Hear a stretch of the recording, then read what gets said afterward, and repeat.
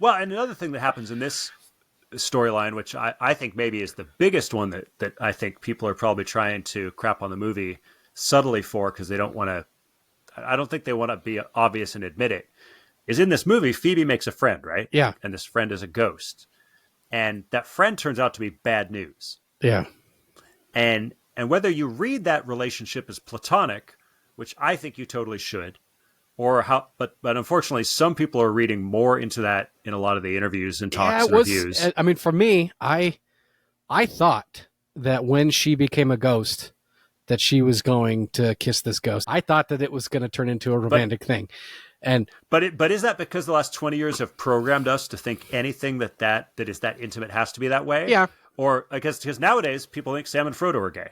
yeah. I also So didn't understand really what would have been the motivations for Phoebe to become Ghost. That doesn't. well, she was fascinated by that idea even before she met the girl. Yeah, and she was asking Ray She about was it. like, what would it be like to be? Yeah, like that was already in her head.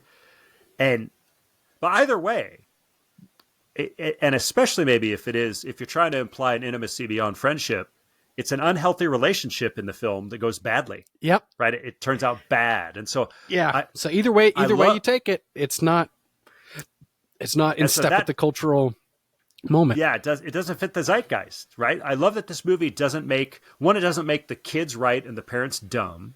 Doesn't make the parents out of touch or bigoted, or we didn't have any sort of storyline where you're ghost phobic or any crap like that. Right? Phoebe keeps bad company and gets burned or frozen, whatever. But by movie's end, she's clinging closer to family. Yeah. And even though melody helps out at the end, right? True, like that's fine. I'm fine with that. But I'm sure it angers liberal critics that the potentially lesbian character is the one who's leading Phoebe astray Yeah. and actually has ulterior motives, et cetera, et cetera. Whereas our culture might say, if somebody's helping you be who you really are, don't ever go against that. Yeah. Maybe my identity is a ghost. Right? Maybe my identity is something else. And this movie actually, like, oh no, actually, you need to cling back to your family and embrace your family heritage and stick with tradition. And it's kind of interesting. Like you look at Proverbs again. You look at Proverbs 1:10. If sinners entice you, don't be persuaded. Or 1 Corinthians 15, New Testament says, do not be deceived. Bad company corrupts good morals. Like she makes some bad decisions and almost gets like let's face it. Instead of being Harry Potter, where you're the kid that's always right, she lets Garaka come in and probably kill a boatload of people in New York.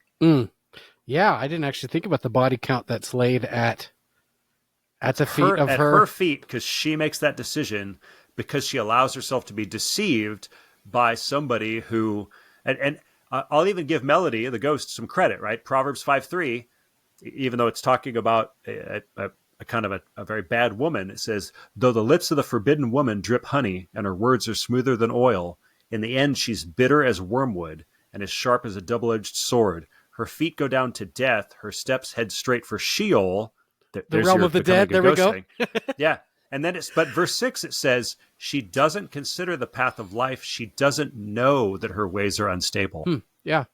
That's like, oh, like she really didn't understand the full consequences of her actions. She didn't even understand that the Garaka wasn't going to give her what she wanted.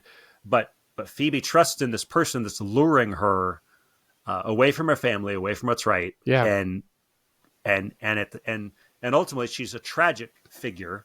And then they get some redemption. That's cool. Well, like, I was happy with where that went. Yeah, it's similar. Like this is the second ghost in a row that Phoebe helps complete their unfinished business, and then gets to go to the afterlife. So it's a cool redemptive arc. It doesn't fit the zeitgeist of our day, but Melody's not the villain. She's used like any of us. A spiritual evil is intimidating her and pushing her to this, and she's leading Phoebe astray.